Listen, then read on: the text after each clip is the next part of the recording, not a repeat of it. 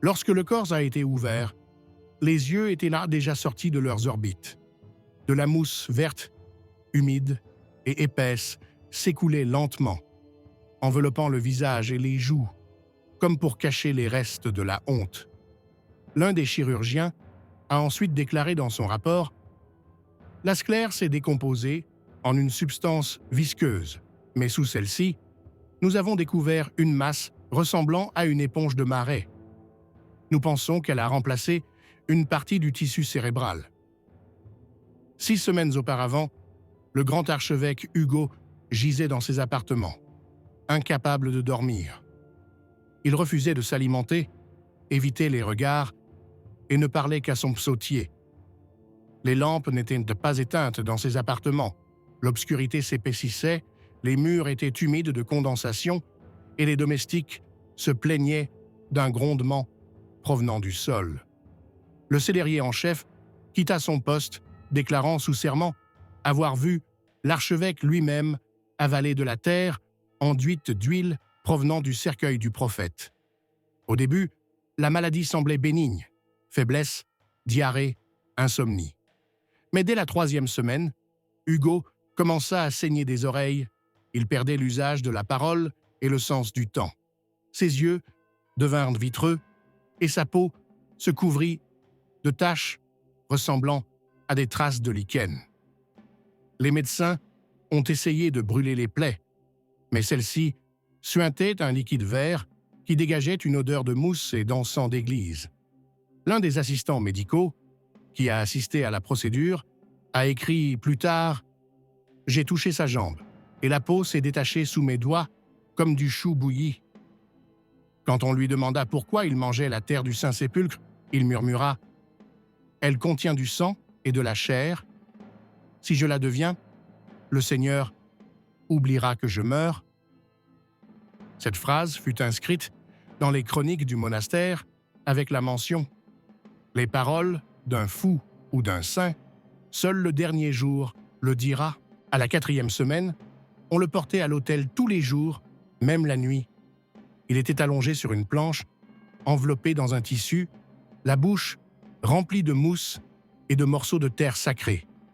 Ses mains étaient attachées, car il arrachait les pierres de sous ses pieds et les mâchait. Son urine était devenue noire, son haleine fétide et humide. Lors d'une réunion du chapitre, un scandale éclata. Les évêques les plus jeunes exigèrent qu'il soit destitué. Ils disaient qu'il n'était plus un homme, mais un réceptacle de moisissures, et que sa peur de l'enfer le poussait à l'hérésie. Mais les partisans de l'archevêque affirmaient que c'était une pourriture divine et qu'en elle se trouvait le salut.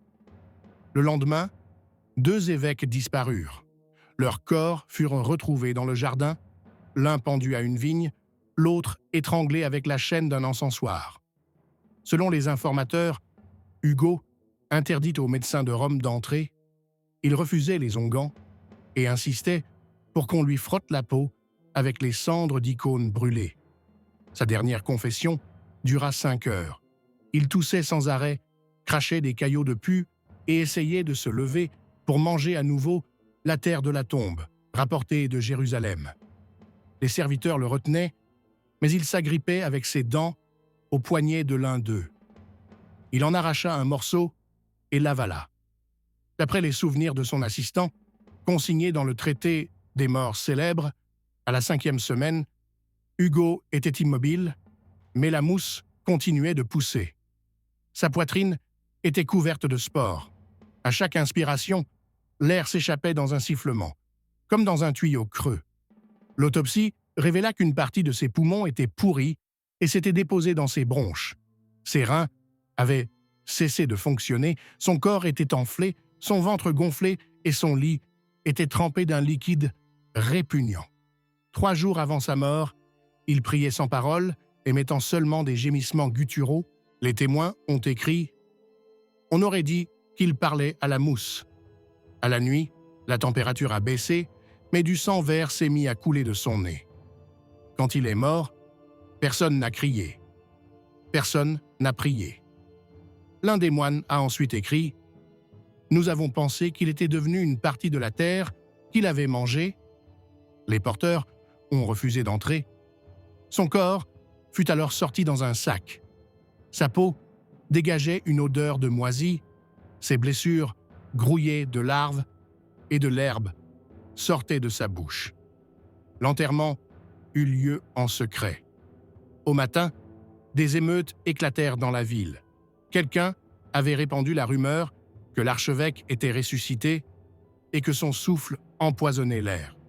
Plusieurs maisons furent incendiées, une religieuse fut brûlée sur la place pour avoir de la mousse sur la langue. Pendant 9 mois, on ne parvint pas à choisir un successeur. Une épidémie se propagea au sein du chapitre. 6 chanoines commencèrent à voir leurs doigts pourrir. On disait que c'était une punition. Le peuple gardait le silence. Les offices n'étaient plus chantés. Les murs de la cathédrale se couvrirent de taches de moisissure. Le chroniqueur nota « Il a mangé la terre sainte, et maintenant, elle nous mange. » Les serviteurs admis dans les appartements du duc décrivaient un air vicié, comme dans une cave où pourrissaient depuis des semaines des cadavres et de la paille humide. Il ne se levait plus, mais restait allongé, couvert de couvertures jusqu'au menton. Selon le pharmacien Jacob de Méran, la peau du malade avait noirci et s'était couverte de croûtes dures, comme brûlées. Un liquide trouble et visqueux, semblable à de la mucus, dans lequel on pouvait voir des traces de mousse verte, coulait de ses yeux. Parmi les médecins, des rumeurs circulaient selon lesquelles le duc non seulement continuait à manger la terre apportée dans des urnes en plomb de Palestine, mais ordonnait également de la réduire en poudre et de la mélanger avec du sang humain. Le serviteur Reynolds, interrogé plus tard, affirmait que le Seigneur buvait dans une coupe en bois fabriquée à partir des restes d'une croix, tout en marmonnant des prières à l'envers pour que le Seigneur ne l'entende pas.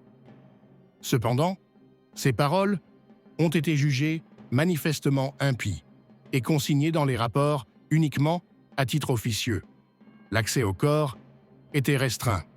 Seules 4 personnes étaient autorisées à entrer dans la chambre: le médecin personnel, le pharmacien, le prêtre de la cour et le gardien des sceaux. Tous les autres recevaient leurs instructions à travers la porte fermée. La nuit, on entendait une toux humide et rauque, comme si quelque chose de vivant s'agitait dans ses poumons. Les gardes du palais entendaient tour à tour un murmure, comme dans un tuyau d'évacuation, et à des bruits d'ongles grattant le bois. Certains avaient reçu l'ordre de se taire sous peine de perdre leur salaire et leurs doigts. La chronique de l'abbé Peter de Leitenberg, écrite plus tard, indique, en ce mois de mars, par la grâce de Dieu, il ne pleuvait pas, et l'odeur provenant de l'aile ouest du palais se propageait jusqu'aux écuries. Le prêtre autorisé à confesser les malades disparut 1 semaine plus tard. On racontait qu'il était devenu fou et avait été enfermé dans le sous-sol du monastère, où il se mettait à ronger les murs en criant qu'il entendait le duc avaler de la terre et se remplir de pierres. D'après la description du médecin, Egbert, la température corporelle augmente le matin, mais les membres sont froids, presque comme ceux d'un cadavre. Les mains sont recouvertes d'une pellicule, des miettes d'une masse noire sont coincées sous les ongles, le ventre est gonflé. Le patient se plaint de mouvements à l'intérieur, comme si quelqu'un se retournait. À l'arrière de la tête, il y a une plaie, d'où sort une croûte verdâtre. La cautérisation et une infusion de sang de chèvre ne soulagent pas. Il demande à nouveau de lui donner de la cendre, provenant d'une source sacrée. Il est impossible de boire, ses dents tombent. Il mâche jusqu'à ce qu'il commence à saigner. Malgré les signes évidents de décomposition, la chancellerie, sur ordre de la duchesse, continuait d'envoyer des lettres en son nom aux villes. Tous les ambassadeurs arrivant des provinces impériales étaient reçus dans une salle séparée. On leur montrait un portrait placé derrière une cloison et on leur annonçait que le duc priait en solitude. Cependant, tout le monde savait que la lutte pour le pouvoir avait déjà commencé. Son neveu Otto, soutenu par les partisans de l'Église réformée, rassemblait secrètement des hommes armés dans l'abbaye au nord du château. La duchesse, au contraire, cherchait le soutien de la vieille noblesse, promettant de préserver les rites s'il s'opposait à Otto.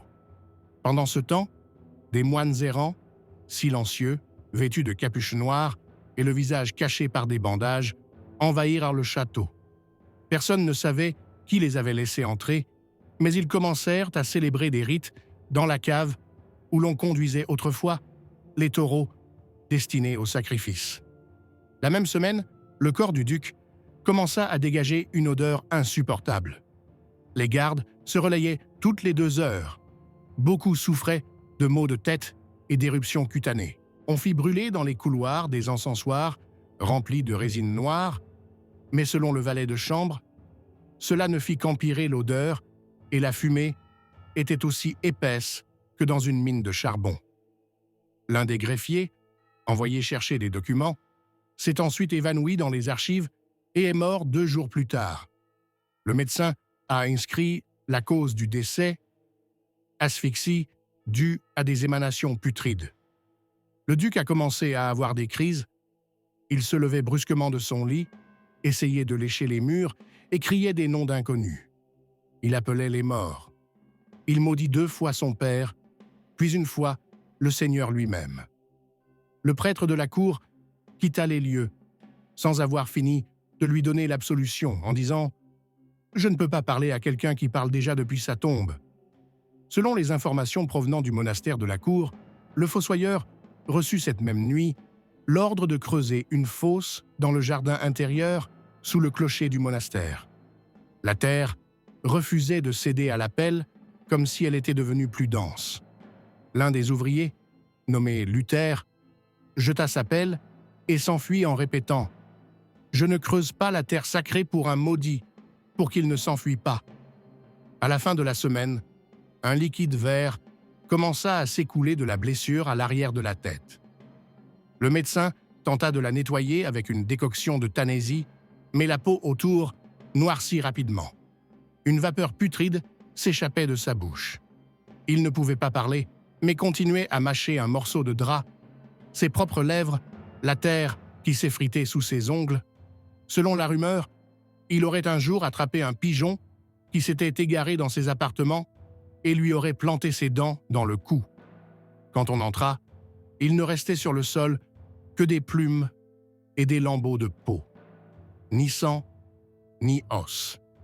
Alors que tout le monde attendait la mort, des bruits étranges commencèrent à se faire entendre depuis le mur du monastère, non loin de sa fenêtre. La nuit, on entendait un râle, comme si quelqu'un respirait dans une fissure, puis un air chaud et une odeur de moisi. Et enfin, le premier pu. Il suintait des fissures, collants, verts, mêlés de sang, comme si les murs commençaient à pourrir avec le duc. 6 semaines après la première saignée, la moitié gauche du visage du duc commença à s'affaisser, comme si quelque chose de vivant fondait sous la peau. L'orbite s'affaissa, la joue s'effondra, les dents apparurent jusqu'à la racine. Quand on lui apportait à boire, le liquide s'écoulait en laissant des traces sur le menton qui était recouvert d'une pellicule semblable à de la mousse. Selon le rapport du médecin du palais, tous les tissus du visage se décomposaient de l'intérieur, sans odeur de pourriture, mais avec une odeur de caverne, de moisi et de mousse. Chaque matin, une servante apportait un bol contenant 3 cuillères de terre recueillies sur le versant du Golgotha et mélangées à de la poudre d'os. Le duc ne déglutissait plus. Il mâchait la poudre comme du pain et selon son valet de chambre, pendant qu'il mâchait, il bougeait de tout son corps, comme s'il était habité par la joie ou par un démon.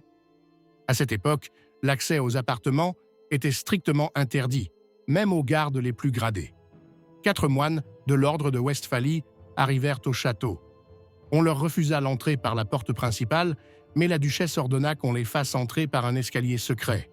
L'un d'eux, la nuit, se tenait au chevet du mourant et lisait des prières qui n'étaient les consignées dans aucun livre de culte.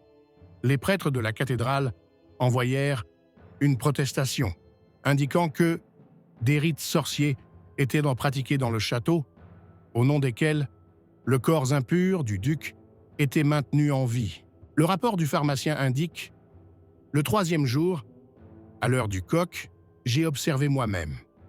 Une veine s'est ouverte dans le pli du coude du malade, d'où est sortie une masse épaisse, noire et verte. J'ai essayé de la nettoyer avec un chiffon sec, mais au lieu de sang, il y avait une substance ressemblant à de la mousse en décomposition. Des taches brunes ont commencé à apparaître sur la peau. Le foie a grossi. La rate est dure comme de la pierre. Il a définitivement perdu ses selles. L'odeur rappelle celle de la terre humide d'une crypte abandonnée. Il n'a plus dormi de la nuit. Il murmurait. Les serviteurs l'entendaient parler à sa mère, décédée 20 ans auparavant, et à son chien, empoisonné à la cour. Il appelait les noms de personnes mortes depuis longtemps. Un jour, il s'écria « Je sens que la terre respire en moi ». Après cela, sa langue enfla et ses lèvres se couvrirent d'ulcères. La duchesse demanda qu'on appelle des chirurgiens. 2 arrivèrent, l'un de Ratisbonne, l'autre d'Avignon. Ils tentèrent d'ouvrir les abcès sur son ventre, mais comme l'un d'eux le nota, aucun sang ne coula de l'incision. Il y avait quelque chose de dense, de visqueux, d'inodore, mais qui semblait encore chaud. Les mains du chirurgien se couvrirent de taches 2 jours plus tard. Il mourut d'infection au bout de 4 jours. De la farine apparut dans les appartements, que personne n'avait apportée. Elle était répandue sur le sol, fine, blanche et verte, comme de la poussière. Les courtisans pensèrent qu'il s'agissait d'un champignon et ordonnèrent de nettoyer les sols. Mais même après des décoctions de cendres et de soufre, elle réapparut. Selon le témoignage du valet de chambre, il était devenu léger comme une plume. On le soulevait avec 2 doigts, ses os craquaient, mais il parlait encore. Il m'a dit « Je ne mourrai pas, je vais m'égoutter ». À ce moment-là, l'héritier d'Otto était déjà entré dans la forteresse au nord du château. Il envoya un message exigeant la remise du sceau et des parchemins. La duchesse refusa. En réponse, l'abbaye fut encerclée. Les vieux barons tardaient à se décider. Inquiets, non pas par l'armée, mais par ce qui se passait dans la partie ouest du palais. L'un des capitaines de la garde avoua plus tard « Nous l'entendions crier ». Sa voix ne sortait pas de sa bouche, mais semblait venir d'en bas, du sous-sol, de la terre elle-même. Je l'ai entendu dire « Je ne suis pas un homme, je suis un lieu ». Une boue s'échappa de sous le lit. Elle rongea les pieds du lit et recouvrit le tapis. Lorsqu'on essaya de la nettoyer, les brosses s'envolèrent. La peau du duc devint gris-vert. Il ne clignait pas des yeux. Ses yeux s'assombrirent jusqu'à devenir noirs, et des toiles d'araignée se formèrent dans les coins. L'un des serviteurs proposa de l'enterrer vivant, soi-disant pour sauver son âme. Mais lorsque la duchesse en fut informée, elle frappa le serviteur avec son bâton et lui ordonna de le jeter hors de la porte. Le soir même, le prêtre qui se tenait à la tête du lit ferma la fenêtre et ordonna de sceller la porte avec de l'argile. Le lendemain, le moine qui priait près du lit ne se réveilla pas. Son visage était couvert de mousse. Une empreinte de main était visible sur sa poitrine, mais aucun doigt vivant ne fut trouvé à proximité. L'un des scribes nota « Il a cessé d'être un homme. Il est devenu de la terre vivante. Il ne meurt pas de maladie, mais parce qu'il est devenu autre chose, et cela ne doit pas vivre parmi nous. » Après la mort du moine, le duc cessa définitivement de bouger. Son visage resta ouvert, mais ses paupières ne se fermaient pas. Ses globes oculaires noircirent et de la moisissure apparut dans les plis de la peau de son cou. Le médecin le plus jeune écrivit dans son journal « Ce n'est pas de la pourriture au sens habituel du terme. Sa chair est recouverte de mousse, comme si son corps faisait désormais partie du marécage. L'odeur n'est pas celle d'un cadavre, mais celle d'une pierre recouverte de lichen. » La duchesse, rejetant les conseils de quitter le château, se rendait chaque jour dans les appartements, mais désormais le visage recouvert d'un tissu imbibé de vinaigre et de résine. Elle ordonna d'allumer dans la pièce 10 lampes à résine noire pour masquer l'odeur et fit enduire quotidiennement le corps de miel mélangé à du charbon de bois et de la cendre de cierge. Aucun de ces remèdes ne donna de résultat. Au bout de quelques jours, le miel commença à bouger sur la peau. comme s'il était infesté de vers, bien qu'aucun être vivant n'ait été trouvé. Les barons, réunis dans la tour orientale, discutèrent en secret de la possibilité de transférer le pouvoir avant la mort du duc. L'un d'eux, le comte Lothar, envoya une lettre à la chancellerie de la cathédrale pour demander un examen médical. S'il n'est plus un homme, il ne peut plus régner. Il n'y eut pas de réponse. Les ecclésiastiques refusèrent d'entrer dans le château, qualifiant ce qui se passait de épreuve de Dieu pour toute la terre. Le troisième jour, une bosse apparut sur la poitrine du duc, d'où sortit une goutte sombre. Elle se répandit, laissant derrière elle un trou ressemblant à l'entrée d'un terrier. Lorsque le médecin tenta d'y introduire une fine sonde, un murmure se fit entendre à l'intérieur et un liquide transparent s'écoula du coin de l'œil. Personne ne dormait plus dans les appartements du château. Les chiens du palais hurlaient, les rats avaient disparu et les serviteurs commençaient à s'évanouir.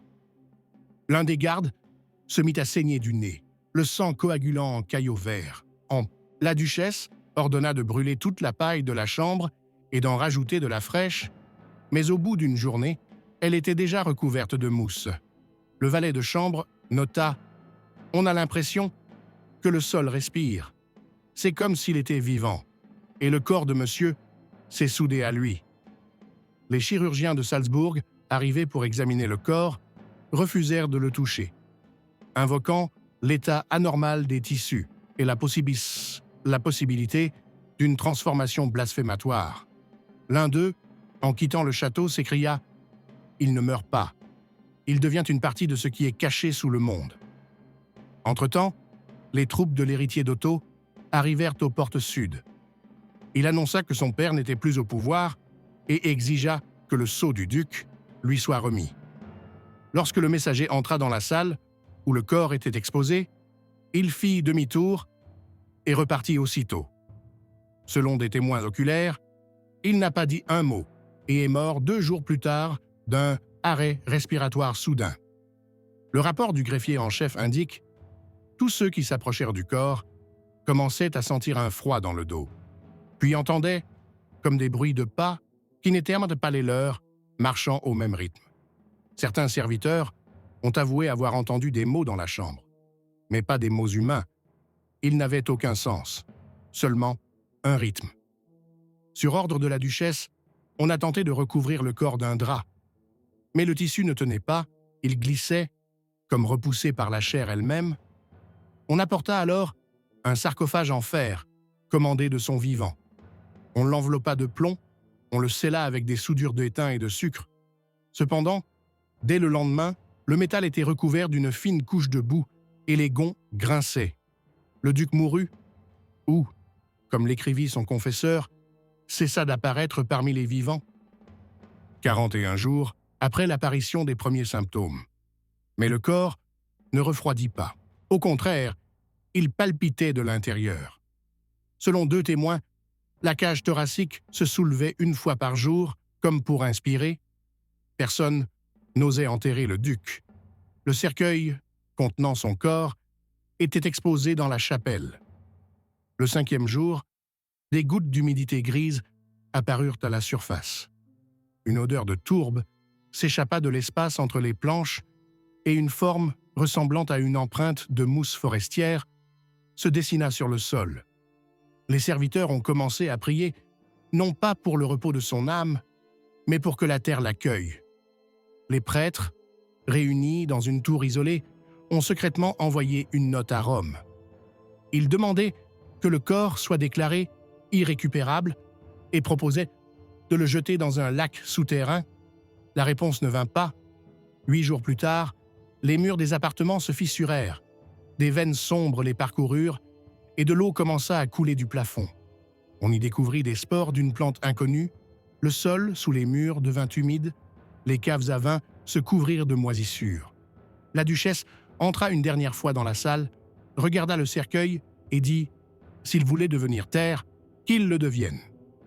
Le 9e jour après la fermeture du sarcophage, un conseil secret, composé des 7 conseillers les plus âgés, de 3 évêques et de l'héritier d'Otto, fut convoqué. La duchesse refusa d'y assister, invoquant une odeur qui envahissait ses rêves.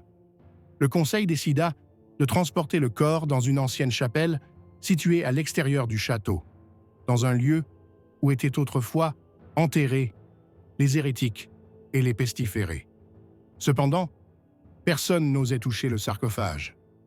Les deux serviteurs chargés de soulever le couvercle refusèrent, l'un s'enfuit, l'autre se pendit dans une étable.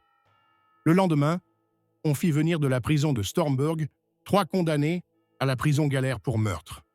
Ils entrèrent dans la chapelle, sous les cris des gardes qui les menaçaient de les fouetter jusqu'à l'os. Mais moins de 15 minutes plus tard, les portes furent enfoncées de l'intérieur et les 3 hommes se précipitèrent dehors, inconscients.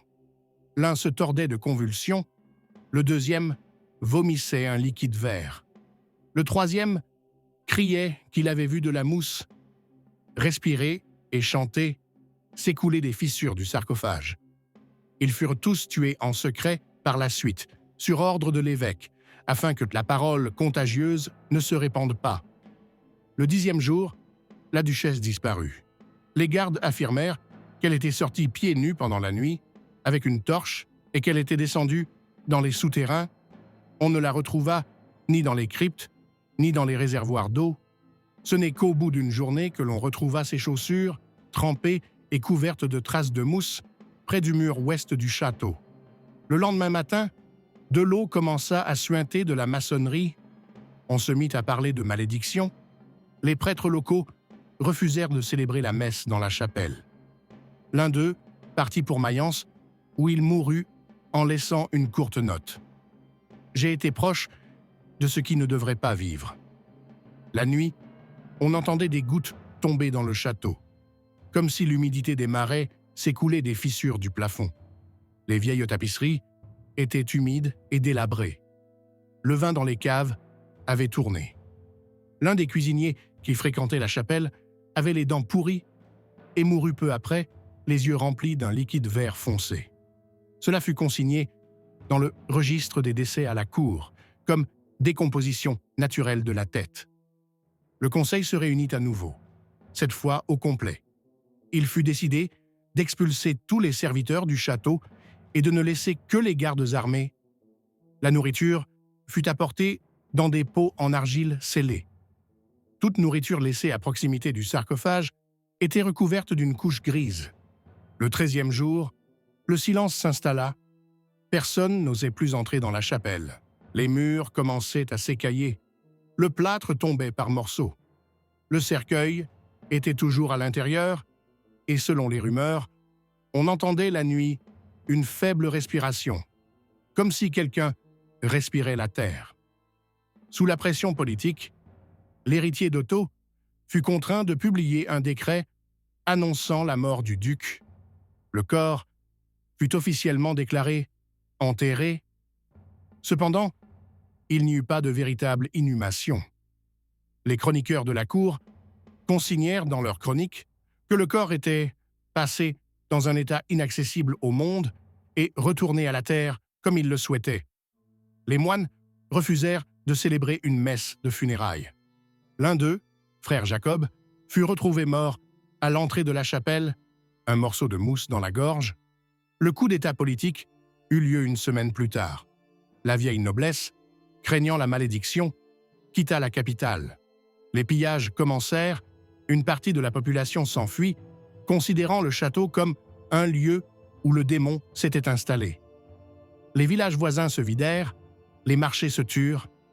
Seul le centre-ville, la garde et le nouveau conseil restèrent. Le chroniqueur, resté dans le château sur ordre de l'héritier, nota « La cour est devenue plus silencieuse qu'une forêt morte. Les chevaux ne hennissent pas. Les gens ne toussent pas. Les pierres pleurent d'humidité et tout ce qui touche le corps pourrit. S'il voulait l'éternité, il l'a obtenue, mais sous une forme que même le diable aurait rejetée. Le 18e jour, la chapelle s'effondra, sans bruit, sans vent. Les pierres, noircies par l'humidité, semblèrent s'être enfoncées dans le sol. À l'emplacement de ces fondations, il ne restait qu'un cratère rempli d'eau noire, entouré d'un cercle de mousse qui s'étendait chaque jour davantage. Personne n'osait s'approcher à moins de 20 pas. Les poules mouraient, les bougies s'éteignaient, et les chiens avaient de la mousse aux lèvres. Otto, qui avait accédé au trône sans couronnement officiel, s'était enfermé dans l'aile ouest. Il ne recevait personne. Il ne faisait que rédiger des ordres dans lesquels il exigeait que son père ne soit pas mentionné dans les prières. Son visage était couvert d'une éruption cutanée que ses serviteurs décrivaient comme une poussière verte qui s'incrustait sous la peau. Il refusait de s'alimenter et exigeait qu'on lui apporte un morceau de terre non consacré provenant du mont Golgotha. Il est mort 20 jours après le début de sa maladie. Les médecins appelés d'Erfurt n'ont pas eu le temps d'arriver. Selon les notes de son aumônier personnel, on a commencé à embaumer son corps, mais l'autopsie a révélé que ses entrailles étaient pourries. Ses poumons se sont effrités au toucher et de la mousse a coulé de son crâne. Il y en avait tellement dans ses cheveux que les serviteurs, pris de peur, ont brûlé le lit avec le corps. Il n'y avait pas d'héritier. Les prétendants les plus proches au trône étaient des enfants issus d'une branche cadette que l'Église ne reconnaissait pas comme légitime. Une révolte éclata dans la capitale. Une partie de la noblesse fut massacrée en une nuit. Une pancarte griffée à l'ongle fut accrochée aux portes du château. Il a mangé la terre, et la terre l'a mangé. Le nonce apostolique arriva avec 7 jours de retard. Il refusa d'entrer dans le château en ruine. Dans son rapport à Rome, il écrivit « La région est morte, pas un bruit, pas un bruit, pas une ombre, tout ce qui était vivant est mort. Tout ce qui était mort est en train de croître. » Ces notes furent plus tard retirées des archives. Les principautés voisines commencèrent à proposer de se partager les terres de l'ancien souverain. Mais ceux qui envoyèrent des troupes ne revinrent pas. Une troupe disparut sans laisser de traces. Une autre revint, 3 jours plus tard, atteinte d'une fièvre effroyable. La peau des soldats était recouverte de mousse, leurs ongles tombaient, leurs yeux étaient infectés. L'épidémie se propagea dans 3 villages. Les habitants furent brûlés vifs. Plus tard, 1 an après, un manuscrit fut trouvé dans le monastère Saint-Grégoire, dans la vallée sud. Il était signé par le médecin de la cour. Il disait que le duc mangeait la terre des tombes des saints et la mélangeait avec du sang humain pour atteindre l'immortalité. Il affirmait que la pure poussière contient la voix de Dieu et que si elle devient partie intégrante du corps, la mort ne peut y pénétrer. La dernière phrase du manuscrit était « Les yeux ne se ferment pas. Il dort, mais il regarde. » Après cela, le Saint-Synode a qualifié tout ce qui se passait de chute hérétique du trône. Le château a été abandonné pour toujours. Quelques années plus tard, selon les rapports des marchands, la mousse commença à pousser à cet endroit et dans de nouvelles terres, sur les portes, sur le visage des bébés, sur les coupoles des chapelles. On tenta de la brûler, de la recouvrir, de la renier, mais elle revenait toujours. Dans la mémoire du peuple, ce souverain est resté sans nom. On l'appelle simplement « celui qui mangeait la terre ». Et jusqu'à aujourd'hui, quand quelqu'un meurt les yeux grands ouverts et le visage couvert de taches vertes, on dit « il est revenu ». Il avale les âmes comme il avalait la poussière.